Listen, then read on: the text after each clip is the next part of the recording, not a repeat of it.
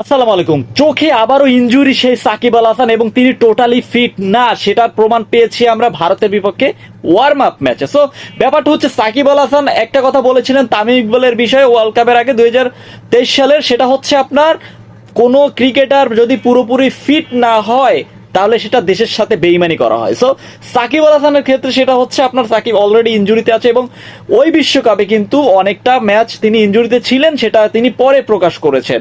এবং সাকিব সবসময় বিশ্বাস করে যে ভাই ইনজুরি থাকাকালীন কোনো প্লেয়ার দলে থাকতে পারবে না, সেটা জিরো টলারেন্স দলের জন্য। সো ব্যাপারটা হচ্ছে আমরা দেখেছি যে ওয়ার্ম আপ ম্যাচে আপনার ভারতের এগেনস্টে সাকিব আল হাসান খুবই সমস্যার মধ্যে পড়েছিল। তার ব্যাক লেফট বলেন সব কিছু মিলিয়ে, তার আই কন্ট্যাক্ট বলেন সব কিছু মিলিয়ে তার প্রবলেম হচ্ছিল এবং এটা বাংলাদেশের জন্য খুবই একটি দুঃসংবাদ হিসেবে পরিচিত। সো এখন কথা হচ্ছে শরীফুল ইসলাম তো অলরেডি চলে গেছে এবং তার পরিবর্তে আসবে হয়তো বা হাসান মাহমুদ, কিন্তু এই কথা আমরা বাদ দিলাম, কিন্তু সাকিব আল হাসান কিন্তু একটাই। সো সাকিবকে নিয়ে আপনি হয়তো বা সমালোচনা করতে পারেন, বাট একটা দিন শেষে আপনার সাকিব আল হাসান আপনার বাংলাদেশে একটাই এবং ওকে বাদ দিয়ে আপনি কাকে নেবেন? ওকে বাদ দিলে আপনার দুইটা প্লেয়ার নিতে হবে। সো এখন কথা হচ্ছে তামিমের ক্ষেত্রে যেটা সাকিব বলেছিলেন এবং সেটা কি নিজের ক্ষেত্রে হচ্ছে?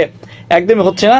কিন্তু একটা কথা কি, টিম ম্যানেজমেন্টেরও একটা ব্যাপার আছে। সাকিব আল হাসান নিজে নিজে হয়তো বা আপনি অনেক কিছুই জানেন না, বিসিবিতে কি ঘটে সেটা আপনি আমি কেউই জানি না এবং সেটা কিন্তু সাকিব আল হাসান জানে এবং বিসিবি কর্তাও জানে। হয়তো সাকিব এরকম বলেছিল যে ভাই আমি ওয়ার্ল্ড কাপ খেলবো না, আমি যেহেতু ইনজুরি আছে খেলবো না, কিন্তু বিসিবির অনেকে চাপিয়ে দিয়েছিলেন যে ভাই কোনো সমস্যা নাই, তুমি খেলো, কোনো প্রবলেম নাই। সো কোনো প্রবলেম নাই, বাকিটা আমরা দেখি নিবো। সো এই ধরনের কিছু একটা কথা হতেও পারে, সেক্ষেত্রে সাকিব আল হাসান এটা মাথায় নিয়ে নিয়েছে এবং পরে হয়তো বা আমরা একসময় জানতে পারবো যে ভাই আমাকে এরকম এরকম বলছিল, যার প্রেক্ষিতে আমি ক্রিকেট ওয়ার্ল্ড কাপটি খেলেছিলাম। সো সাকিবের এটাকে যে আপনি দোষ দিবেন সেটাও না। সো এখন হয়তো আপনি আমার হেটার, আপনি আমাকে গালি দিতে পারেন, কারণটা হচ্ছে আমি সাকিবের পক্ষে কথা বলতেছি। ভাই না, সাকিব হয়তোবা তিনি বোলিং এ কিন্তু তার প্রবলেম হচ্ছে না, একটা জিনিস খেয়াল করবেন, টু বি ভেরি অনেস্ট, তার বোলিং এ কিন্তু কোনো সমস্যা হচ্ছে না, ব্যাটিং এর ক্ষেত্রে তিনার একটু প্রবলেম হচ্ছে। সো একটা ক্ষেত্রে আপনি যদি বাদ দিতে থাকেন, কিন্তু অন্য ক্ষেত্রে কিন্তু সাকিব উজ্জ্বল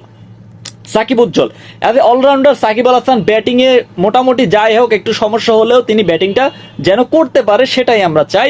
দুঃসময় যেন বাংলাদেশের ব্যাটিং অলরাউন্ডারে তিনি একটা কিছু একটা করতে পারে, বাট বোলিং এর ক্ষেত্রে সাকিব তো সাকিবই। সো তাকে আপনি যদি বাদ দিয়ে দেন সেটা আর হয় না ভাই। সো সাকিব আমাদের একটাই, তামিমও আমাদের একটাই, মুশফিকও আমাদের একটাই, তাদের অল্টারনেটিভ এখন পর্যন্ত বাংলাদেশে আসে নাই, আর আদৌ ভবিষ্যতে আসবে কিনা আমরা জাস্ট বসে বসে দেখবো, তাছাড়া আমাদের কিছু করার নাই। আর শান্তর রিপ্লেসমেন্ট আছে কিনা প্লিজ কমেন্টে জানিয়ে, শান্তর রিপ্লেসমেন্ট কে প্লিজ কমেন্টে জানিয়ে।